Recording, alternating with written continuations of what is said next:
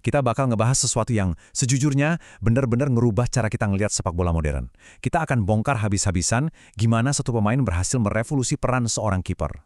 Di bawah asuhan Pep Guardiola di Manchester City, Ederson itu bukan cuma sekedar orang terakhir di lini pertahanan ya.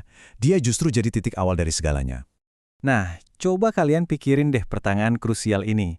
Gimana kalau playmaker atau pengatur serangan terbaik di tim kalian itu ternyata adalah seorang kiper? Susah dibayangin kan? Kita harus mulai buang jauh-jauh nih pandangan lama soal kiper yang tugasnya cuma nunggu bola buat ditepis.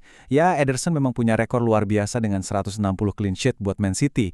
Tapi jujur aja, nilai aslinya itu jauh lebih dari sekedar nggak kebobolan.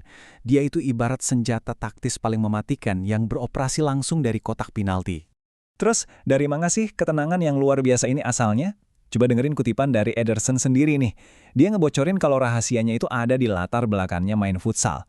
Main di lapangan yang super sempit dengan tekanan yang nggak ada berhentinya, itu ngajarin dia buat tetap tenang, ngambil keputusan cerdas dengan cepat, dan ngelepasin umpan yang benar-benar akurat. Jadi ya, dia udah terbiasa jadi bagian aktif dari permainan, bukan cuma jadi penonton di depan gawang. Oke, kita masuk ke bagian pertama. Taktik ekstrim, lewat analisis dari Mindstrike.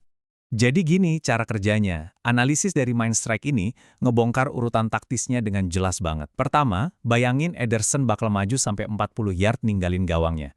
Gila kan? Kedua, City otomatis ngebentuk formasi 3 back, dan Ederson bertindak layaknya back tengah kiri pas mereka lagi pegang bola. Ketiga, nah ini kuncinya, pergerakan tadi nyiptain keunggulan jumlah pemain, jadi 4 lawan 3. Coba deh kalian jadi striker kayak Lacazette dari Arsenal yang lagi agresif netem ke depan. Tiba-tiba harus bertahan sendirian ngadapin 3 pemain City gara-gara ada Ederson di sana. Kalau dieksekusi dengan sempurna, ini benar-benar skenario tanpa resiko. Nah, buat ngebuktiin seberapa efektifnya taktik tadi, coba deh perhatiin data ini. Lihat angka 84,9% itu. Di musim 2017-2018, akurasi umpan Ederson tuh benar-benar nutupin kiper-kiper top lainnya. Hugo Lloris aja cuma dapat 73,7%. Ederson bahkan jauh ngelewatin Claudio Bravo, pria yang posisinya dia rebut. Kemampuan dia ngebagi bola ini tuh literally udah selevel sama gelandang kelas dunia. Lanjut ke bagian 2, kita bakal bahas ancaman ofensifnya dan, nah ini dia, dampak fisiknya. Angka 7. Yap, 7 assist. Ini rekor yang benar-benar menakjubkan buat seorang kiper di Premier League. Gaya main Ederson tuh nggak melulu soal umpan pendek tiki-taka di area pertahanan ya. Dia punya senjata mematikan lain, yaitu tendangan jauh sejauh 70 yard yang akurat banget. Sekali tendang, bola bisa ngelewatin garis pertahanan lawan dan langsung jadi peluang gol.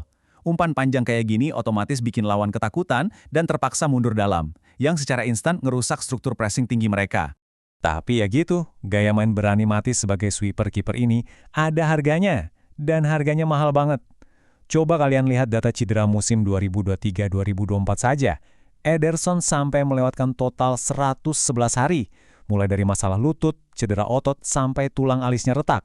Sering banget keluar dari zona aman gawangnya, bikin dia benar-benar rentan kena benturan fisik yang brutal. Sekarang kita masuk ke bagian ketiga, babak baru dan warisannya pasca City. Segala pengorbanan dan kesuksesan tadi akhirnya bawa kita ke bulan September 2025, pas Ederson resmi ninggalin Manchester City buat gabung sama klub Turki Fenerbahce. Dan posisinya di City digantiin sama Gianluigi Donnarumma. Tapi menariknya nih, walau udah pindah, mentalitas juara City tuh kayaknya masih nempel banget di dia. Lewat kutipan ini, dia ngasih peringatan baru ke Arsenal soal momentum City. Dengan 6 gelar Premier League, Ederson tahu persis kalau mantan timnya itu bakal masuk ke mode yang sama sekali beda pas perburuan gelar udah makin panas.